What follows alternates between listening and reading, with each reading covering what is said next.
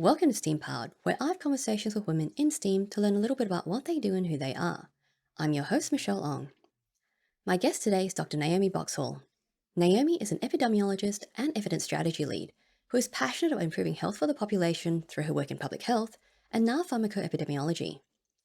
Join us as we talk about epidemiology, leadership, and the art and scientific inquiry.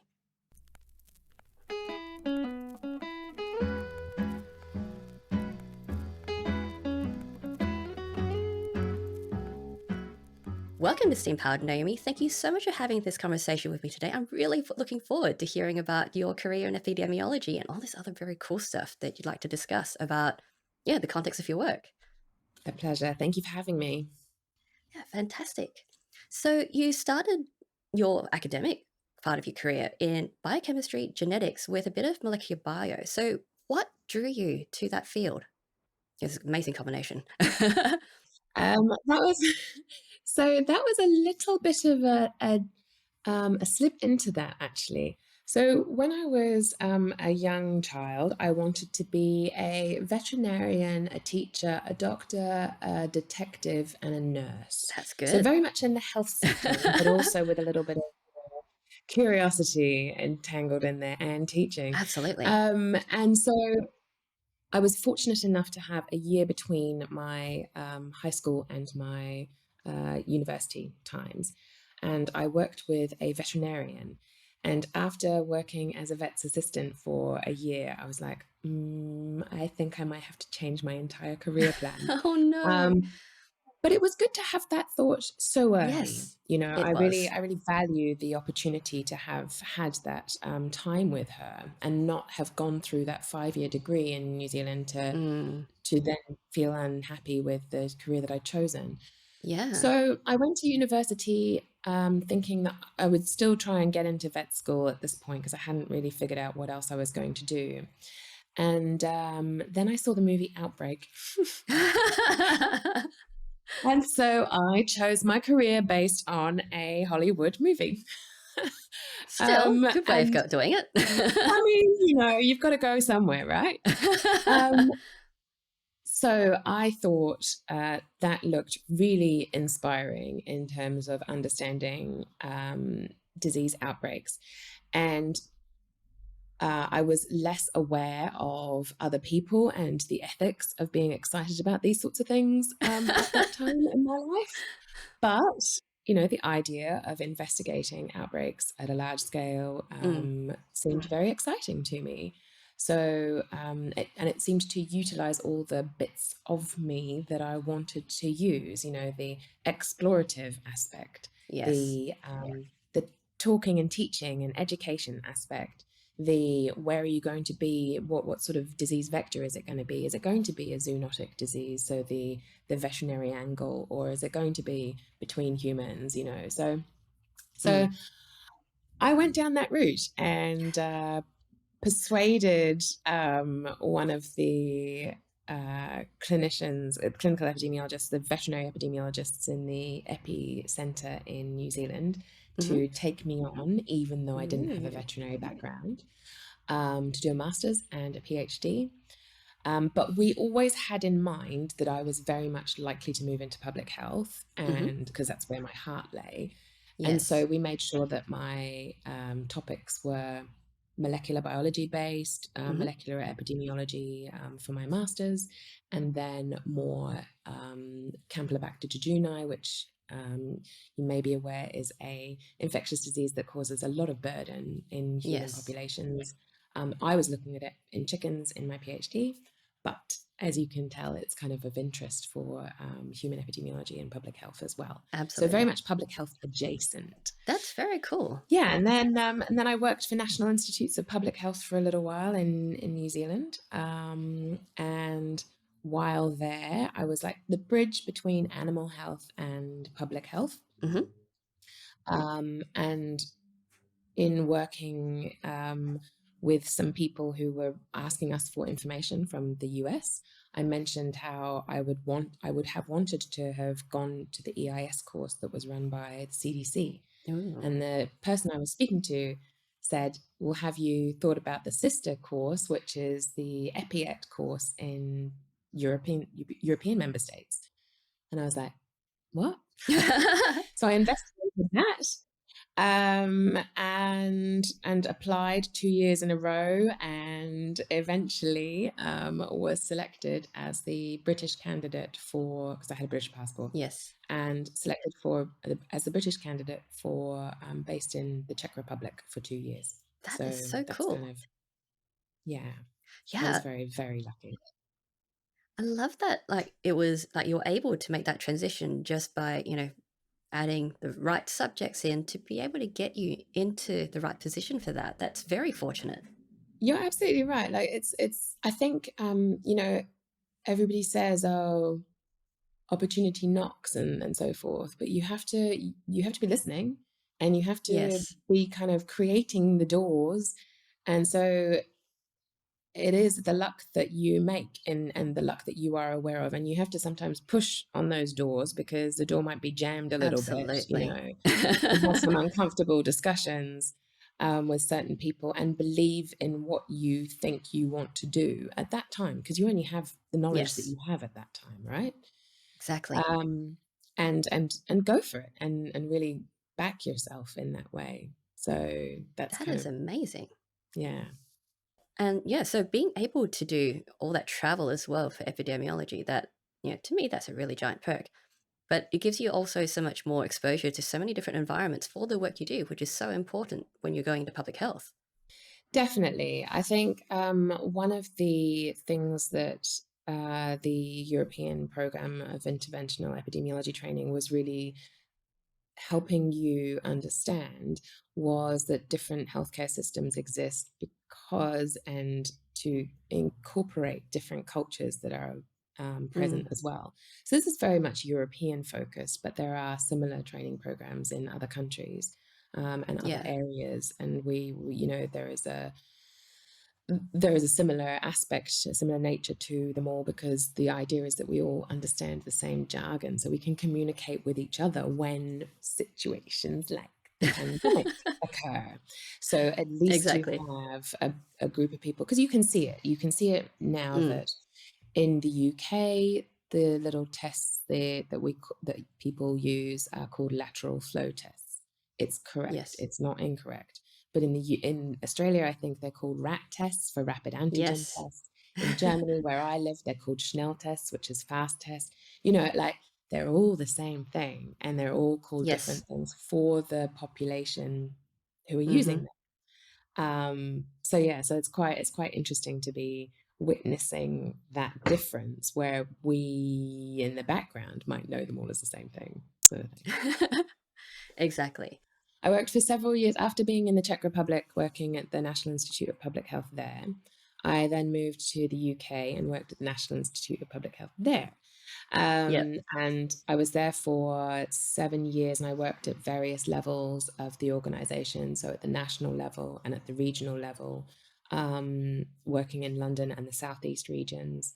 Um, at the national level, I developed or helped develop a surveillance system for virocytotoxigenic Escherichia coli. Oh, Bit of a mouthful, but yes. E. coli 0157 is a good example of that. It's just that there are other strains as well that can cause that. Yes.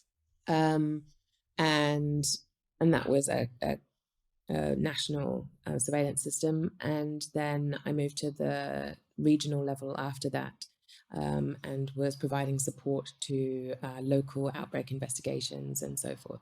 Very much in the healthcare acquired Hmm. and the gastroenteric groups of diseases. So the Yeah. salmonellas, the campylobacters, cryptosporidium investigations, and also norovirus outbreaks in hospitals and care homes and so forth. So they were the main focuses of my job during that time.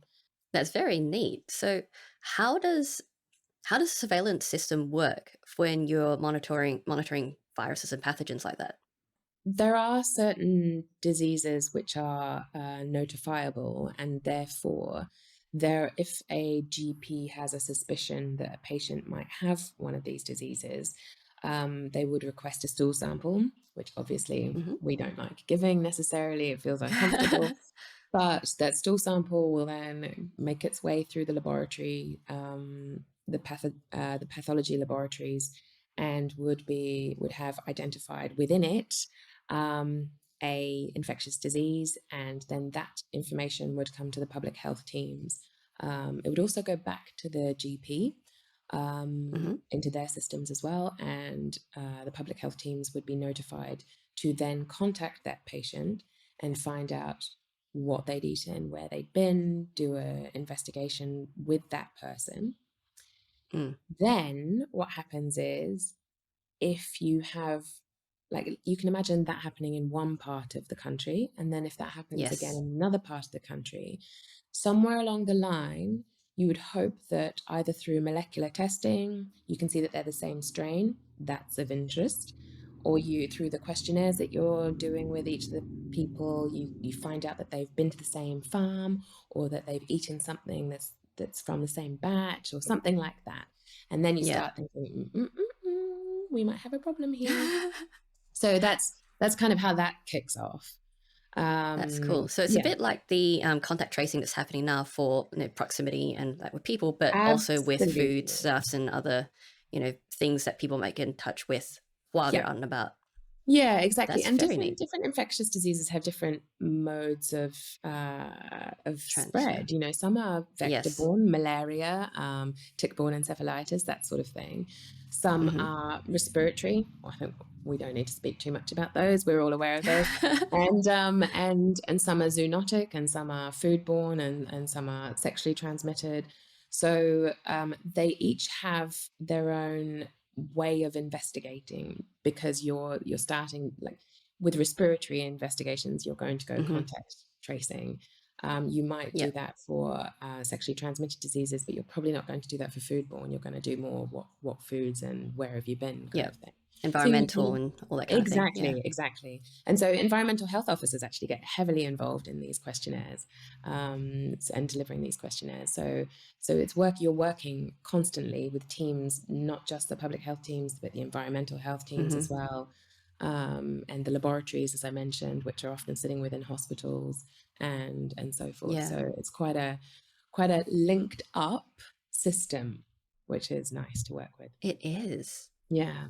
That's And amazing. and now I'm a pharmacoepidemiologist. So I worked in Yes. public health for 7 years, and then in 2013 I moved into pharmacoepidemiology. I see epidemiology as a toolbox, Hmm. and you can apply it to multiple circumstances. So there are people working on environmental epidemiology, and for instance, they might be looking at toxins that have leaked into water and how that might be Hmm. affecting people who live in those areas, um, and not other areas. That's the point there. Um, Yep. and for me, pharmacoepidemiology is really based on understanding the safety and effectiveness of the medicinal products that we have in the market.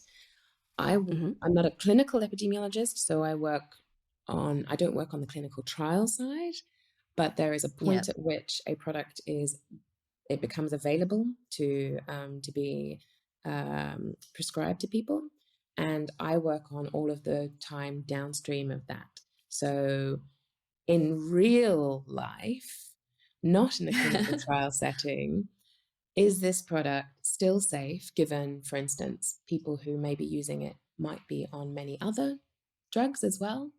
Yes. Um, and is it still effective? And is it more effective than other drugs, and so forth? So those are the things I look at now. That is very cool.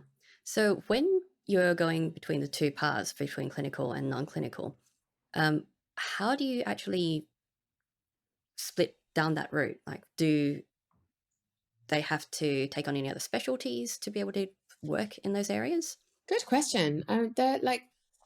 The people who become epidemiologists seem to have quite varied backgrounds, I would say. I know somebody who was a geologist at some point, somebody Oh. who was a sociologist, lots of people who come from, they might go into nursing or into medicine or into veterinary medicine, and then think, Hmm. I actually like the population aspect of what I'm doing, and not necessarily the individual treatment of Yes. this individual being. And so they might move into various streams that are interest and what are you curious about. So somebody I went through the EPIET program with, I know, is currently a clinical epidemiologist in one of the pharma companies. We go everywhere. we're kind of interested in everything, came from everywhere, go everywhere. Like, there's probably one in your neighborhood, you know. So You won't it's even know that. yeah. So it's quite diverse, and I really enjoy Yeah. that, because as we talked about earlier, you know, you have Mm, to be curious about a lot of things and able to talk to a lot of people, and mm. that those mixed backgrounds really help us in those circumstances, I think. Absolutely, especially because it is a lot of investigative work, a lot of detecting and like just, being a detective, as you said that you wanted to be when you were younger. Yeah. And, being able to have all these different backgrounds and all these different perspectives and things that inform you in what you're doing now is, it just gives you so much information to work with. It's wonderful. I think so. And you know, being able to chat with people and hear between what people are saying, you know, between the lines, and that Yes, kind of thing.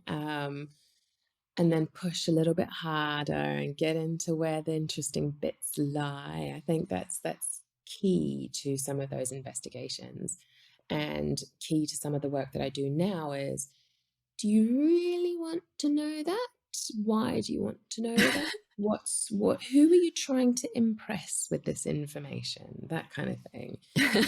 You know, sometimes my colleagues are like, you can't ask that.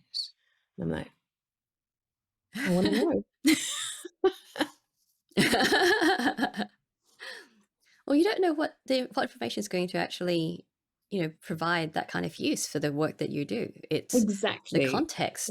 Yeah, Exactly. Putting the work that you do in context of the bigger picture is really important. it So is. we have to ask. Somebody has to ask, you know, in a lot of the cases. Yes, You either ask or you never find out, and that's not exactly. acceptable to me sometimes.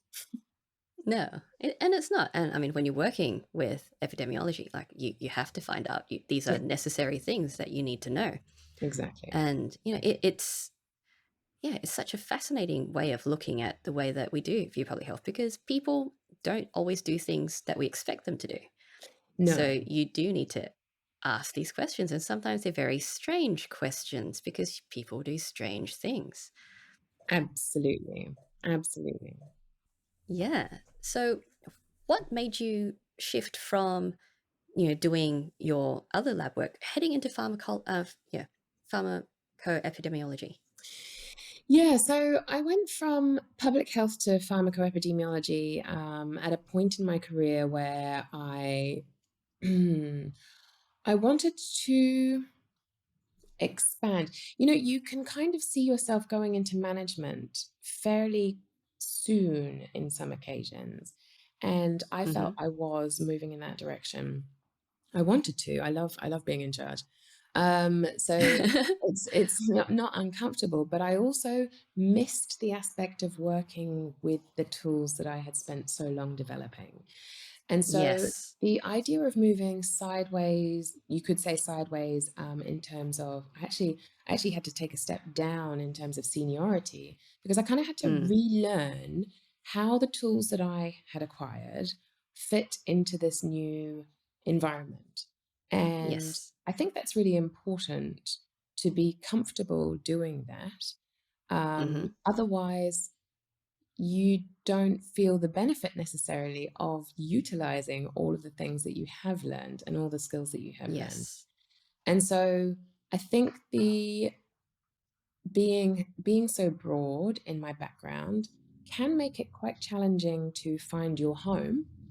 Mm. Um, but I think, having also lived abroad for so many of my years and traveled and so forth, I think I just find it hard to find a home anyway.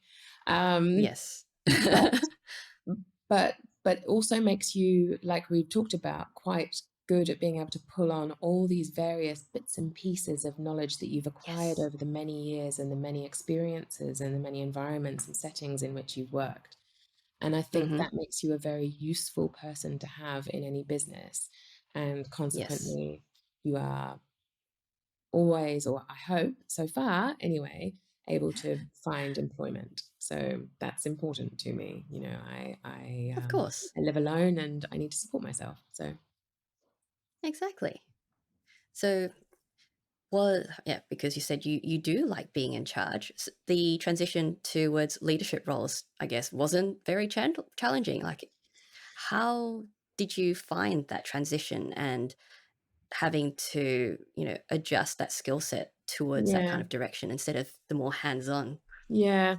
There's an element of that transition where you have to let go of doing the cool stuff, that you've trained for. And like I said, if you're not ready to let go, then maybe a sideways move into a slightly different angle of your Mm, career is a great one to consider.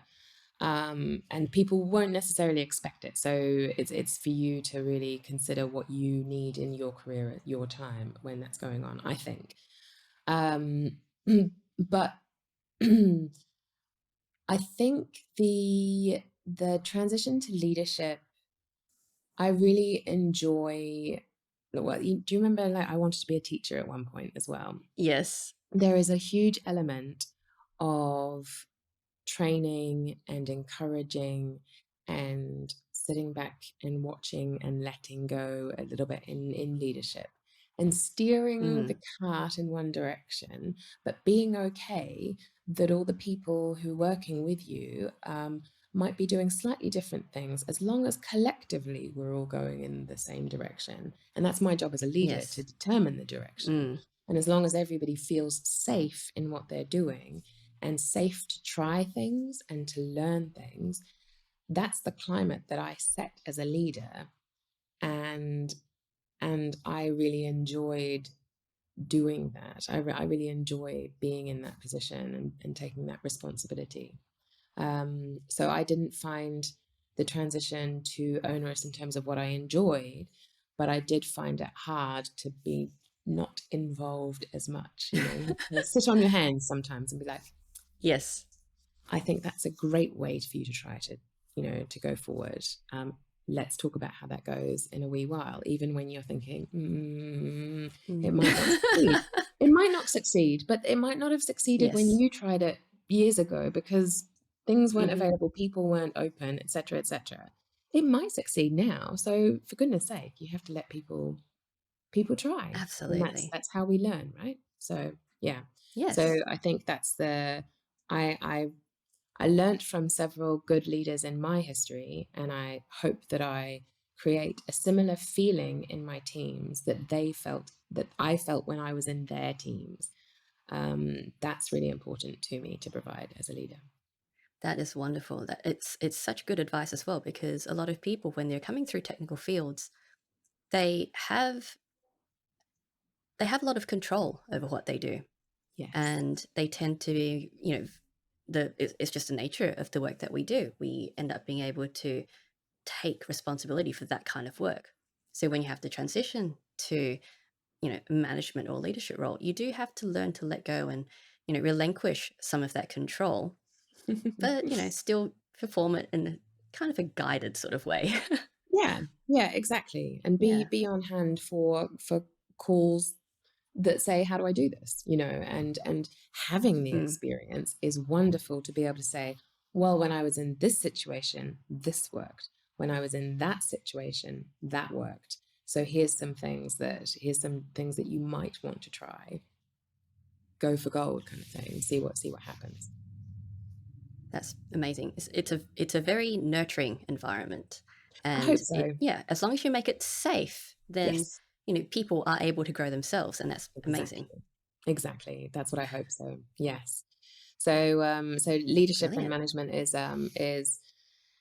is I hope open to many of the people who come up as epidemiologists. I think we need more in more people who are aware of what it looks like at the ground level, what it looks like at the coalface, as it Mm-hmm. were, because then you have, you know, that affects the downstream learning as well. The new people coming through, this is to prepare them for the environments that they're going to experience as well. So yeah.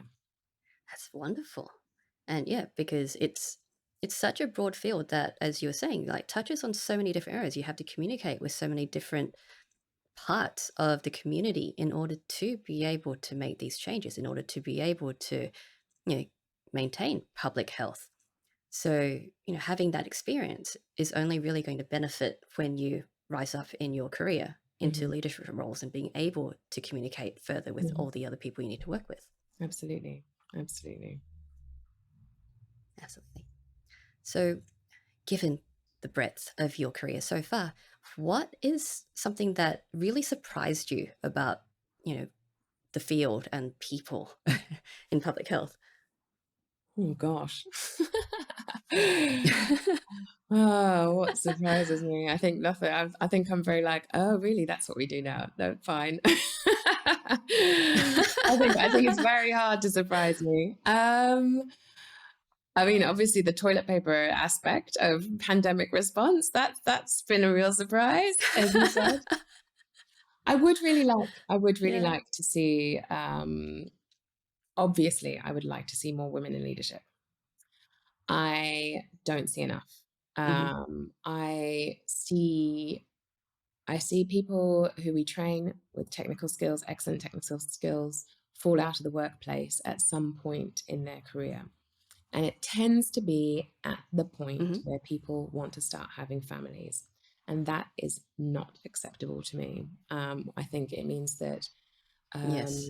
we lose their skills and their knowledge, and getting those women back into the workforce when they've had time off, where they've had, not time off, like, I'm not saying time off as in a holiday, time Yes. out A of the break. Yeah. It's, workforce. Yeah, yes. exactly. Time out of the Yeah. workforce, and they've been learning how to multitask, how to deal with, you know, emergency situations, how to command and control and manage quite complicated scenarios of often multiple calendars and so forth. Like, we need to get them back into the workforce because we miss their knowledge and their skills moving up the chain into Hmm. senior leadership. Um, I think so. So that is something I would want to see happen in the future. I think one of the ways to fix that is to consider having equal paternal leave as maternal leave, in terms of, Hmm. it is no different to have a male or female in a position, in a managerial position, because either will spend some time away from this role having a family. Both are important, and that's how we Yep. actually start developing family friendly organizations, ways of working, etc., etc. It's not okay to just say we're family friendly and that means you can leave at 4 o'clock on a Friday. We have to actually demonstrate it by having policies that reflect equality and bringing people on through their work time and through their lifetime more so. I think some other things that Absolutely. I want to see happen, and I would like to see happen more, you'd be aware of books like Inferior and so forth, and where we've looked at, Hmm. where the author has looked at many accounts of, I can't remember her name, I'm really sorry. The author has looked at many Yes. accounts Okay. I'll of look it up. the lack of awareness and lack of consideration that men and women are in some ways different. You know, crash test dummies shouldn't Hmm. be built the same, and we should test for a female crash test dummy as well as a male crash test dummy. Because our bodies are Hmm. on average different and will go through different phases of life Yes. as well. And I know that some car manufacturers are starting to do that now, but it's still, I don't think, the standard. And how can that not be the standard? So I would Yes. like to see all of our analysis split by gender. It has to, I think it has to, or split by biological sex, I should say, I think, Mm. because there could be a circumstance where a product does well in men and does less well in women, but a different product does well in women and different product does less well in Mm-hmm. men. So on average, it looks fine, but if you don't split them, you will never see this difference. And I think that's something that we should Exactly. just be incorporating, just in case we find out something. It's not because I really fundamentally believe that we necessarily will, but I want to know that we're not missing something. And that is, I Yes, think, because something. it's an unknown. It's not something that we Exactly. can definitively say that we know. Exactly. Until we start looking, we will never be certain that we know that it's not there, kind of thing. And this Yes. is where women presenting at medical facilities with heart attacks present differently. Unless you start Yep. looking for that, you won't know that that is the Mm-hmm. case. And so women will continue to be less safe and less cared for, receive less care than men. And that's not okay by me. Yeah, and we're starting to see changes now, but it does take time because these studies need to be redone. They need to be reviewed, and then you're starting to have to, this takes a lot of time and resources to have to retest It things that does. we know. And it's one of those things that has to be done at some point eventually, but trying to get that prioritized is Yeah, difficult when we trying to already make the have the switch. average. You're absolutely right. Trying to make the, Yeah. pushing, like, at some point we will make enough, some point there'll be enough weight to make it happen. So I'm there trying to Yes, push as well. But yeah. absolutely. And that's great. That is absolutely wonderful, especially because you are working in a space where, you are responsible for things like clinical trials and, getting all of these, test batteries set up. Yeah. Yeah. Yeah, it's a good place to be in for you. Hopefully I can make some movement in the right direction. So that's kind of what I Yes. want to be able to do. Yeah, very much. That is great. That is absolutely wonderful. And yeah, definitely something to strive for because, as you say, there are not enough of us, of women in general, in these positions where they can offer these perspectives, where Mm. they can say, well, actually, we need to consider this. Mm-hmm. Yeah. Mm-hmm. Absolutely. The other thing, uh, you mentioned clinical trials and running them. Yes, that is the case, but there are also other ways to run observational studies, and we utilize real world Mm-hmm. data a fair amount. And real world data are data that exist for the clinical care or the administration of healthcare. So effectively, Mm-hmm. things like your electronic medical record and so forth, or the insurance record that follows you Mm-hmm. through your healthcare, using that in an anonymous fashion. And provides you the bulk, you have a large number of people under Number, those data set circumstances. substantial, more substantial than for tests, Exactly, for clinical trials. exactly. Yeah. There are substantial elements of challenge around using those data sets as well, because you're only looking at what was recorded, and is what Yes. was recorded what you needed, to look at. So I'm not saying Exactly. it's not the perfect answer in No. every case, but where possible, I think it behooves us to utilize those in ways that benefit the entire population, and that might mean um, you know sub analyses in that shape and form as well. Yes. And I mean, these days we've got data everywhere. Like, everyone's talking about data, big data, and everything's being collected and being Yeah, analyzed and being turned into metrics. And, we've got so much data available to us. But again, as you said, we're collecting a lot, but we're not collecting everything that individuals need to find what they need. yeah, So you have your gaps that, yeah. might not make the data as valuable as, it could be for what you're looking for.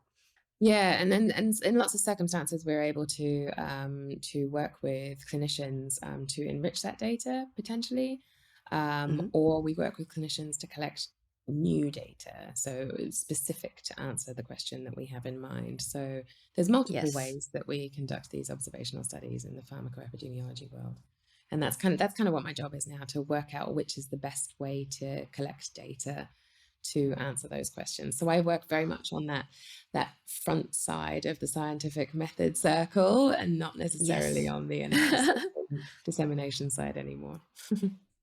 Yes. But that is a fascinating side, because you are, having to look at all these different contexts for people. And you were talking about the interlocution of, where you're applying your work and Yeah. where you're collecting the information that you need. And, that to me is so important. And I was just talking just recently to another data person, and she was talking about warm data. It's the thing that she's, uh, there's the Bateson Institute, and they have this concept of warm data versus cold data. Cold data is the stuff that, we collect in science, and, Mhm. the stuff that you're working with. The warm data is adding context to that information. So where are the people?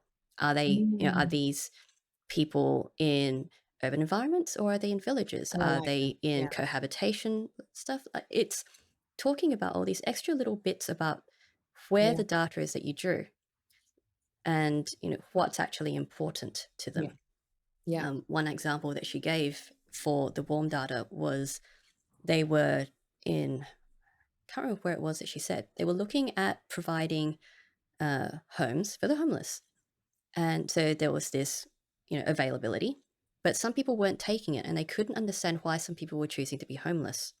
And one of the things that they determined once they spoke to people who were on the ground was that they were rejecting this offer of a home because they had pets, and these homes did not allow Mhm. pets. So they were Yeah. choosing not to do it because, they wanted to stay with their pets. Yeah. And, it's these little bits of information, but you don't know what you're missing, Yeah. because all of this data is more contextual, but not directly related to the problem. Yeah. Yeah, absolutely. And yeah, Absolutely. it makes it a very interesting problem.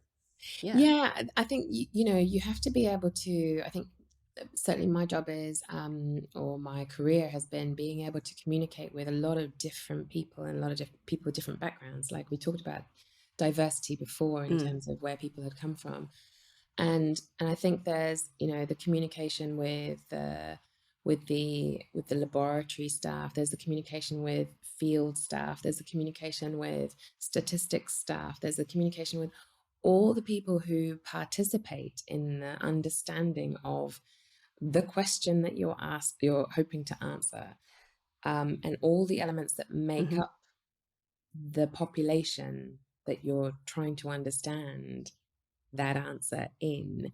And that can include Yes. social workers and care workers and environmental health officers, and hopefully the people themselves who you're trying to actually like understand. Yes. Let's not forget, Absolutely. we have a very strong foundation of patient centricity.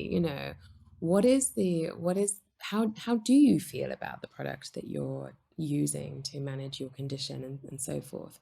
How do Hmm. you take it? How does it make you feel? Is it easy to take at the times that we've suggested you take it, like with food? What does that mean? Personally, I'm on a daily medication, and I've had to really work out when to take it because I need to have it with food, but I also have a food schedule that Hmm. I prefer. And then there's sometimes when I'm out in the evening with friends and my alarm goes off because I have to use an alarm, and I have to take a pill out and pop a pill in, Yeah. in the middle of a restaurant. And does that make you feel uncomfortable? Does that make you feel, how does that interact with your daily life? So Yes. so there's a lot of aspects of what we try to understand that we don't know to ask Hmm. for necessarily, but we have to think about the people that we're trying to That's understand it right. for. Yeah. And I guess in the context of health, a lot of it's because we do stigmatize our health in some ways, Yeah. because, certain conditions aren't acceptable to have. You don't talk about certain parts of your health because it's just not discussed. There's taboos around talking about your sexual health or reproductive Yeah. health, or, Yeah. things to do with toileting, like all these sorts of things. Like it does have a massive impact on the way that we perceive treatment. And Yes. it's an interesting problem to have to address when it comes to doing the work that you do. Yeah, and it's really interesting you mentioned that, because I think when I've spoken to my friends who are medics, trained, doctors, they have a totally different Mm. relationship. They're like, better living through medication, and I'm like, yeah, but I feel ashamed that I need to take this.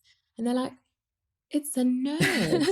Just, take it, sort of thing. And it's really different how you perceive that. And I'm like, oh, I'm actually a patient now. Oh, interesting. Interesting. so so I'm seeing the world from a different perspective. But the thing is, I shouldn't have to wait until I am on the receiving end to think about these things and be willing to believe and be Yes. willing to understand. And that's where I think I'm fortunate in the way that I'm a woman, and I'm used to, for instance, street harassment. It doesn't happen when you're Yes. with a man. So Hmm. when you're explaining to them that it has happened to you when you've traveled down the street on your own, there's an element of like, well, I've never seen that happen to you. And I'm like, believe me. And this aspect of believe me folds into so many other elements. I've never thought about that. Thanks, Michelle. Good to talk with You're you. welcome. Yeah, it's interesting about perspective. Perspective. Yeah, But yeah, it really absolutely. is about perspective, because you don't, yeah, you're happy to be supportive when someone else is talking to you about it, but you don't think about how you'll respond yourself Yeah, until you're in that situation. It's a yeah, very interesting way that you have to shift your thinking. yeah, yeah. You do more frequently than I do, apparently. I tried to be. I tried to do it, but I missed that one. Missed that shift. Yeah, yeah, very Yeah, much. it's things that you do take for granted, though. And again, because it's the kind of space that you're in all the time, you're used to asking these questions, and yeah, you forget about yourself as a context. Yeah, yeah, definitely. Yeah. I am one of the people who I do have to be careful, because sometimes I'm like, oh, why did you have to have an MRI? And some people don't want to talk about this. I'm like, Yeah, oh it's no, like, only if you feel I comfortable forget telling this me. might be an invasive Yeah, question. exactly. I've just gotten so used to asking people random questions that yeah, definitely. Whoops. Yeah. When does it cross Whoops. the line Yeah. between, investigating and probing kind of thing, and being just Yeah. nosy? So Exactly. But yeah, it does again highlight that we do kind of, um, we do as a society hide when we're unhealthy or unwell.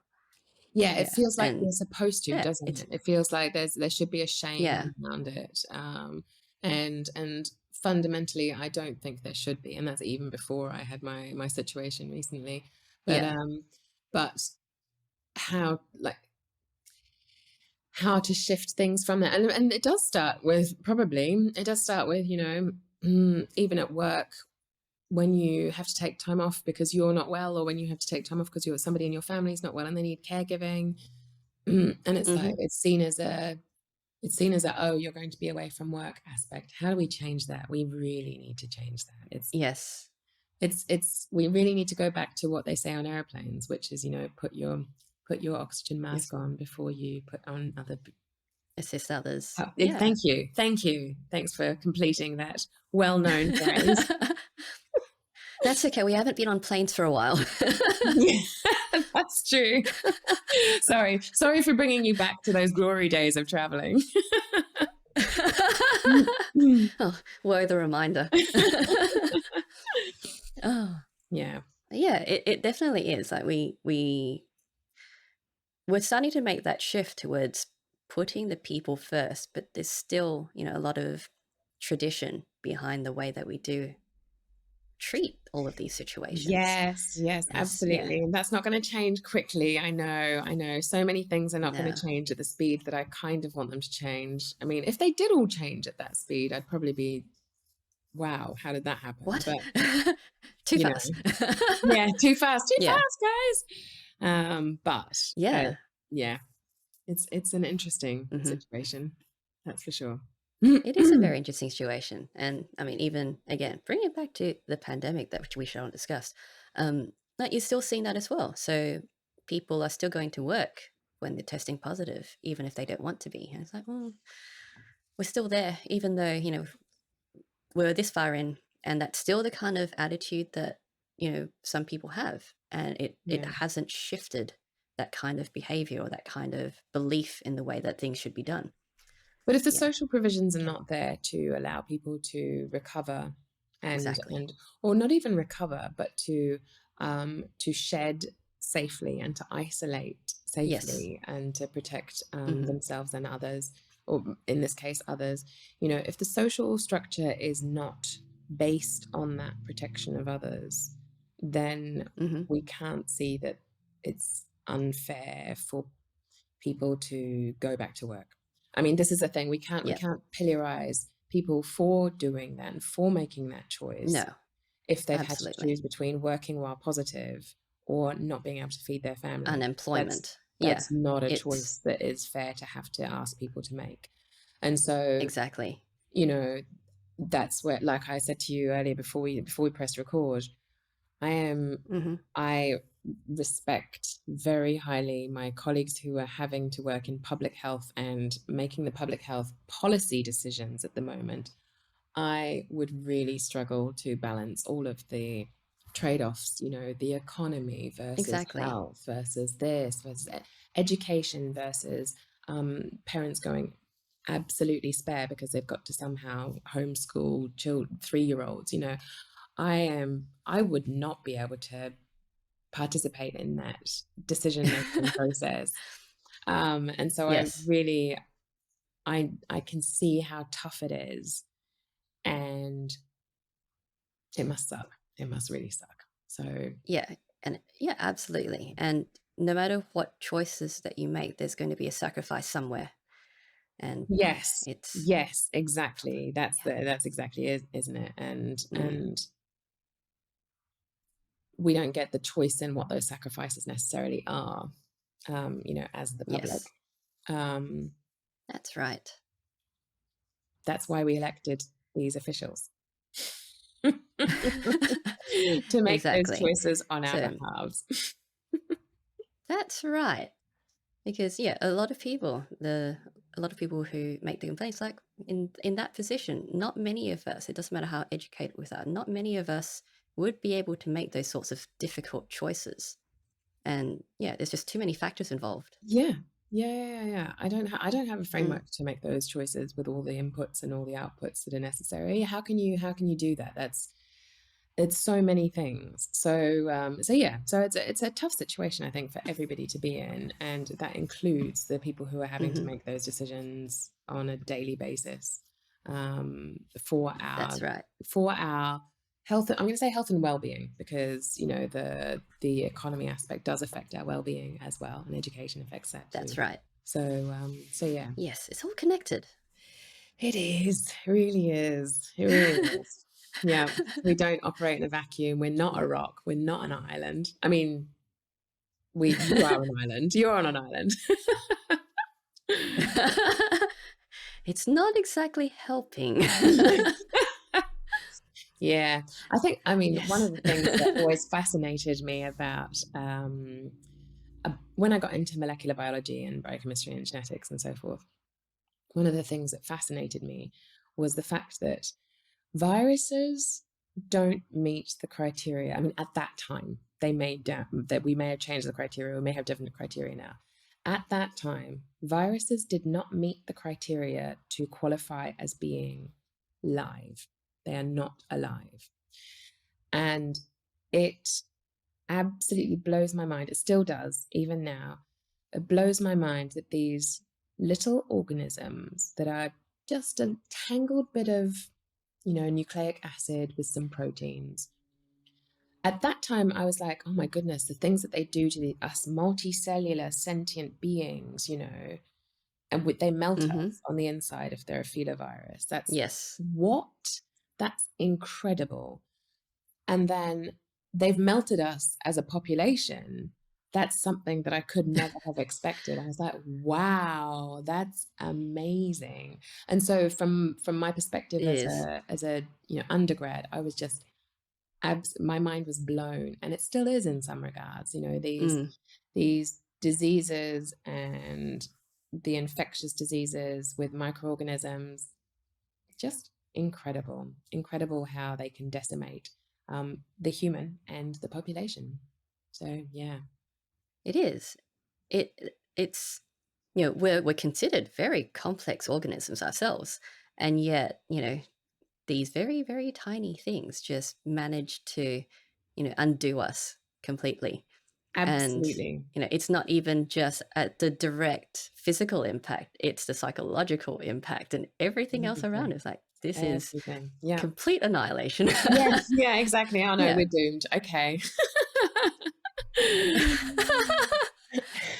Well, it's a multi-factor strike, and you think, wow, like just the impact of something that is, you know, microscopic. It's Yep. incredible. Yeah. It's And that's even before we get into fascinating in a the really horrid way. yeah, exactly. And that's even before we get into the considerations around long COVID and things like that we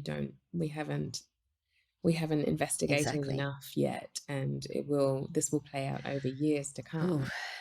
I know. Yeah. Welcome. I know. It's going to be Sorry. decades of research. Yes. Hmm. Who do we know who does some of that?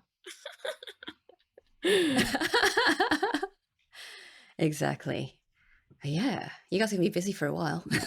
Yes, yes. My dad was right in getting me into the sciences, because it's probably not something I'm going to have to leave for a while.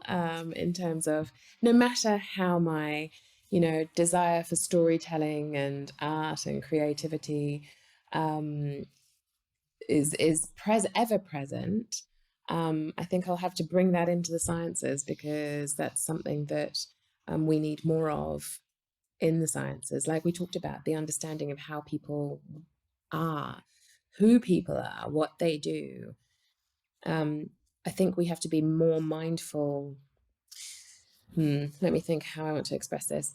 So the questions exist because somebody has thought, this is amazing, or this is beautiful, or this is incredible, or I don't understand how this works. And to ask those questions, you have to be observing from a very different perspective. You're not observing as a scientist, as a technologist, as an engineer, as a mathematician. Yes. You're observing as a human.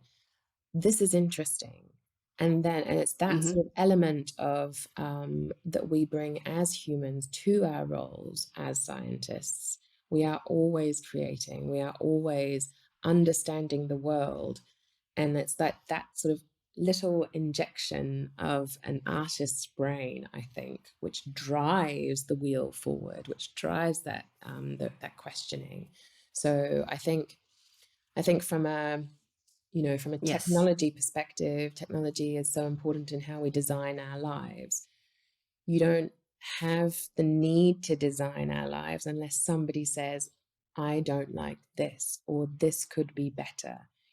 So there's always that first, before the Yes. science question comes the observation or the art question almost. So I really think that Absolutely. there's my dad did push me into the sciences, and more as I go through into leadership, into management, into communication with other parts of my organization and other stakeholders. I'm using the storytelling aspect of English and history and so forth. I'm using all of those elements that aren't considered, they're not considered the sciences. And of course, they're not the sciences, but they're necessary to make the sciences accessible. And I think we That's downplay right. their role so much, too much. I think there's an element of, well, you've gone into sciences, that's it, you're in STEM now. I'm still quite creative as an individual, thank you very much. I still like observing the world. I still see the world Exactly. from a different perspective. And we need to create, we need recreational time. We need to create, because science is creative in some ways too. You are making Hmm. something, or you're observing something, you're investigating something that has never been done before. And that's what I feel Yes. And is that requires creativity and exactly. inspiration. Exactly. And that comes from, I think Yes, that comes from seeing the world from an artist's perspective sometimes. That's beautiful. The way that viruses decimate population, that's incredible. How do we make it not happen in future? That sort of it thing. is. Yeah, that's pretty much why I've called it steam powered, because the A in STEAM, I feel, is just so important. There's just so much of the arts in so many different aspects of the arts that informs and influences the sciences and STEM and how we create and how we solve and how we inquire. Yeah. And yeah, so absolutely, preaching to the choir right here. No, I very much enjoy the fact, that sometimes communication of public health policy is also done via the method of via drama plays that go on tour and so forth. I think that's incredible. We shouldn't That's forget cool. we shouldn't forget that Yeah. there are many mechanisms by which we can communicate with people, and it's not always the very dry, please look at the webpage of the Ministry of Health kind of thing that we're seeing at the moment. Very much so, because yeah, very dry, all numbers. And it's like, well, okay, this is very meaningful in a very boring way. Thank you. Even I struggle, don't worry. Yes. I'll admit, don't tell anyone. That's good to know. Very comforting, actually. Yeah. Like, we can't That's tell all right. everybody, so that has to be Okay. scrubbed. But no, no, I do. I do struggle with some of the. I'm like reading carefully. Okay, this, but that, or this and that, etc. Does that and apply to the but? Does it like? Yes. Is my specific You need a circumstance flow chart. covered? Yeah. I mean, yes. I know there are a few people who Yeah. have tried to make flowcharts from these things, and they're like, okay, well, I did the first one. There's an update. Can someone?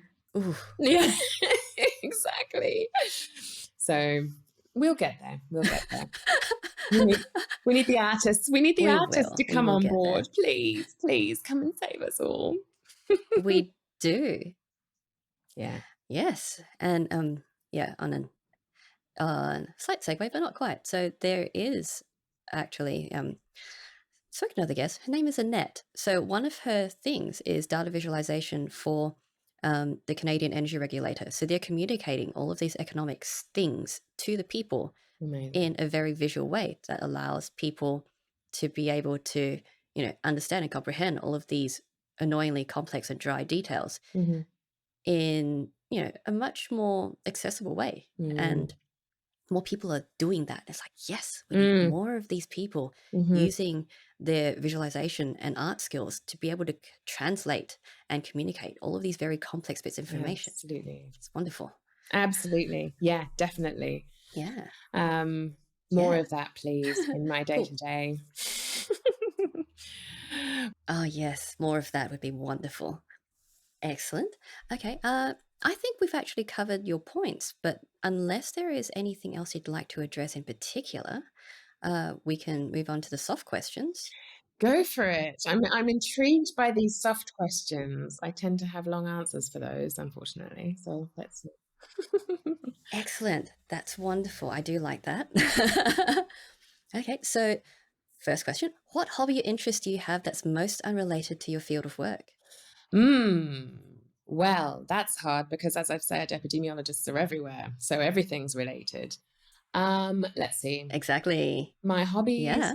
hobbies and interests are. You were talking about a Go on. midlife crisis. That's what we. Absolutely. So I am writing a novel. Oh, I am. wonderful. Yes, I'm really enjoying that. I sew my own clothes. I think that's probably that's probably the least related to work. But I also make music. Don't think And you can tie epidemiology into that. yeah, no, exactly. And I sing in a choir or a small group. That's So great. basically, I'd say if singing and music is maths is related to epidemiology. If photography is like technology. Would you say technology? Photography? No, that's definitely art. That's definitely art. There is a bit of maths involved there, Okay, but observation fits into epidemiology. yes. Yeah, exactly. But also observation skills fit into epidemiology. Okay, that's too related. Then I think sewing would be the one, seamstress, basically. I really enjoy the Yes, engineering aspect. It kind of it is does engineering and engineering. design It together is. because you have to have an imagination to see what you want and then take a flat object and make it fit a very non-flat object. Absolutely. So I really enjoy that. That is very cool. So do you Yeah. draft your own Yeah, yeah. patterns? I do. I'm not drafting at the moment. I'm not drawing them out and going, oh, yes, that's fabulous, darling. I'm going to make that. It's more, I just want a pair of trousers that fit. I just want a Yep, top that fits and feels comfortable. And it's that kind of, that's I'm great. still at the basics. Just get a wardrobe that fits and feels comfortable and is in natural fibers and things like that. So That yeah, is very that's cool. what I'm doing. I do enjoy sewing. I haven't done that for a while, but one of the things I did like doing is reverse engineering stuff that I saw online. So took a lot of joy out of that. I do. Yeah. Yes. Yes, definitely. Yes. So yeah, that's definitely a lot of fun and very much engineering. Yeah. Yeah, that Yeah, I think so. I think it fits in the engineering section. Yeah. Yeah, I think definitely. it does. But that's very cool. So yeah, do you do that regularly? Or just, when the mood strikes? I mean, I have half a piece that's half a top that's made at the moment. Oh, Yeah, I fit nice. it in like I would say some evenings I'll put on a murder mystery Good. and then sew in happy, glorious introversion kind of thing. I'll have an introverted night in, and yeah, glass of wine, bit of stitching, murder mystery, job done. Excellent. That sounds like one of my Yeah. perfect evenings. Very Yeah, cool. Yes. exactly. I've got two Ah, cats as well, so they'll keep me company. And oh, that's I nice. am turning into a very happy cat lady. Yeah. Well, that's all right, because at least you can talk to the cats and the cats can ignore you. Yes. Perfect. Yes, exactly. Brilliant conversations, as you can imagine. Yes. Sparkling wit. Definitely. Excellent. Okay, and next question. Which childhood book holds the strongest memories for you? The Lion, the Witch, and the Wardrobe. I have to Ooh, answer that. It was the first book I ever read under the table as a wow. 4-year-old, basically. Yeah, I mean, there's a lot on TikTok now about reading being a form of dissociation, so maybe What? that's not so great, but No. I absolutely loved it. Mm. Of course, I didn't pick up on the undertones and the analogies and so forth. I just thought it Yes. was a fantastic story about how you don't betray people, how easy it is to be lured by things that aren't good for you, and Hmm. what you should do, the right thing you should do. And it really appealed to the J in my ENFJness, if you go by MBTI. Quite If you follow reasonable. any of that astrology or Yeah, that's quite reasonable. I can say again. totally see it's very reasonable. I Yeah, can see that. yeah, yeah. I really enjoyed it. And I've looked in the backs of cupboards everywhere. Just Every in case. Airbnb I go to, I'm like, come on, Just come one. on. Just Narnia's one. got to be around here somewhere. You just need one cupboard, that's all. There's a there's a book I recently read called The 10,000 Doors, which Oh, I can imagine if somebody read The Lion, the Witch, and the Wardrobe, they would be like, "Oh, doors! Doors have a fascination." Like I could imagine. Yeah, however, it's a novel, but I thought it was very well written. Yeah. excellent. Speaking of novels, I forgot to ask, what is the novel that you're writing? Oh, can't give away that intellectual property right now. Ah, I want to get it published. of I don't course. want to stick to the post. No, I'm writing. It's set in ancient Greece, actually, Ooh. and it comes from there was something that Mary Beard, who is a classicist Yes, Mary in the Beard. UK, she said, she had a line in her manifesto, and I was just like, da-da, idea. You know how those like Yeah, just one came of to those little me, and moments is great. I just finished exactly. I just finished reading Madeline Miller's Circe as well. Mhm. And so I was in that frame of mind. I thought Circe was beautiful, a beautiful story that was adjacent to all of the stories that we know and are familiar with. And I was like, I have an idea. I'm going to write it. So Wonderful. so we will see. I'm a third of the way through. It is hard to find time though. Like, we Excellent. spend so much of our time at the moment working remotely on our computers Mm. that the last thing I want to do when I get home, when I finish work, is type again, because I've spent all my day doing this. So it is a Yep. challenge for me to get through it. But every time I sit down at a cafe and write, I absolutely love it. Oh, So so it's good. obviously something that is in me that I need to get out. Yeah. Yeah, yeah, Absolutely. And it's definitely. so good that you're actually doing it. Like, even if you don't have all the time to commit to it, the fact that you're able to sit down every now and then and put pen to paper, that's Yeah. wonderful. Oh, very Yeah. It's excited. taken a couple of years. I've had the idea for a couple of years. It's been melting in my head. And it's like, it's only recently that I've been like, come on, Let's get get it it out. out. Yeah. So Excellent. yeah, No, that's yeah, amazing. yeah. I love that. Well, good luck. Hopefully that you can get that finished, or I Thank don't know, you. soon. Not soon. Yeah, another couple of months, I think, and then I start trying to hawk it to somebody Oh, to that's not publish. bad. So there's another step. Well, that's all Yeah, right. let's Yeah. see. Worst Here's case, you hoping. self-publish and Fingers at least crossed. you get it out of your system. Exactly, exactly. At the moment, my friends are like, thanks for sending me another chapter. I'll get back to you on it. It's hard for them. It's hard for them being Oh, my primary readers, my early readers. that's okay. I'd volunteer. That sounds great. Thanks, Oh, Michelle. that's all right. You're welcome. Okay, and lastly, what advice would you give someone who'd like to do what you do, and what advice should they ignore? Man, that's a toughie. Yeah, not that soft. If somebody would like to do what I do, okay. If somebody would like to do what I do, um, I think some advice is like, I don't know very many people who got into epidemiology as undergrads. I don't even know if that's possible to do. So I think Mm. most people come into it as postgrads. So Hmm. you've done a primary degree and whatever. Um, I think my real advice is never think that you can't do it. Like, Yep. really, never think that it is not for you.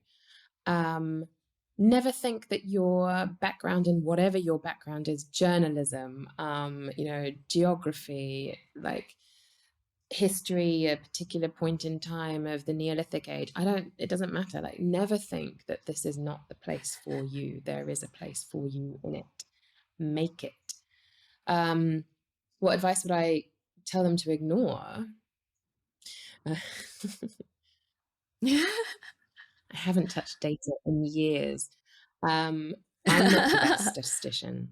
I'm really not. I'm really not. So if anybody's like, oh, you have to be really good at statistics to do that, ignore it. You don't.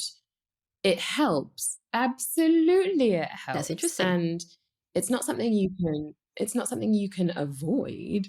But you work with statisticians. The point of doing what I do is that I work with people who are very good in their field and are experts in their field. I have to know Hmm. enough to be able to say, I don't know anymore. I'm going to find the right person who can help and participate. That's my job. Um, Excellent. so ignore anybody who says it's all about statistics, isn't it? Well, that is very good to know, because that is the assumption that a lot of people make about epidemiology, because it is about the data and what you can determine from the data. But there's so much more to it than that, as as you've been describing. It's about the Absolutely. inquiry. It's about the communication. So there is a lot to it, more than just staring at your numbers. Absolutely. But my first piece of advice holds for anybody with a mathematics background. There is a place Yep. for you here. Yes. So if you have a stats background and a mathematics background, come on board, come and be an epidemiologist. So I think Yes, I'm happy with that. Yeah. that's great. That is wonderful Good. advice. And yeah, a lot of the time, I think no matter what field you're in, a lot of people don't realize that there might be a place for them there. And you often don't know Yeah. your own place until you explore. Yeah, it can be tough. Like we spoke of before, I know people say, oh, you make your own luck.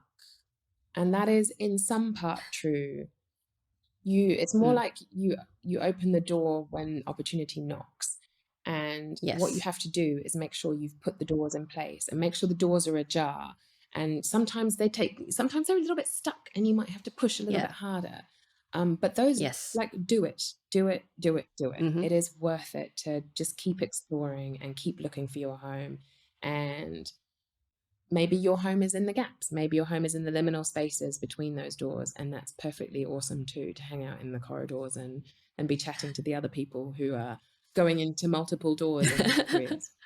Exactly. And yeah, absolutely wonderful. And because now we're getting into a space where there is so much crossover with everything these days. Like there is a lot of room to explore and a lot of those corridors and a lot of those spaces that are in between that bridge all of the other places.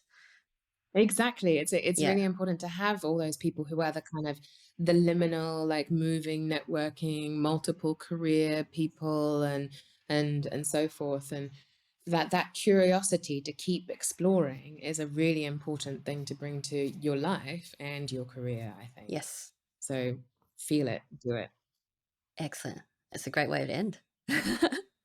All right. So thank you so much, Naomi. It has been wonderful speaking to you today about all of these amazing things and your incredible career and what you do with all of this information, all the knowledge that you've accumulated and been able to share. So, yeah, I really appreciate hearing all of this from you. If people would like to know more about your work, where can they go? Yes, certainly. If people want to contact me personally, they can approach me on Twitter. My handle there is Dr. Gnomes Boxall, Nomes Boxall. And careful with the S, there is actually a Dr. Gnome Boxall, and we do know each other. Then, if people want to contact me professionally, they are more than welcome to look for Naomi Boxall on LinkedIn. And I think it's LinkedIn/Naomi Boxall as well, all one word. There's only, I believe, one Naomi Boxall epidemiologist. If you use that as search terms, you should come up with me. Happy to take any and all questions via either of those means. I love introducing people to what I do, and we're always looking for good people to bring on board. So absolutely, please do feel free to contact. Absolutely. Thank you so much. So generous with your time. It's wonderful. All right. So thank you again. It has It's been been a absolutely pleasure. amazing. I've enjoyed this conversation so much. Yes. Oh, So, yeah, thank you. thanks. And I hope you have an amazing day. I've really enjoyed speaking with Naomi about her career in epidemiology and her perspectives on leadership and the kinds of changes that we need to effect to bring more diversity and equity into both the workplace and the work that we do. To learn more about Naomi and what we discuss on the show, or to connect with us, please visit the Steampowered website at steampoweredshow.com. You can also find out more about Naomi and her work on both LinkedIn and Twitter, the links of which will be in the show notes. If you enjoyed this conversation, please let me know.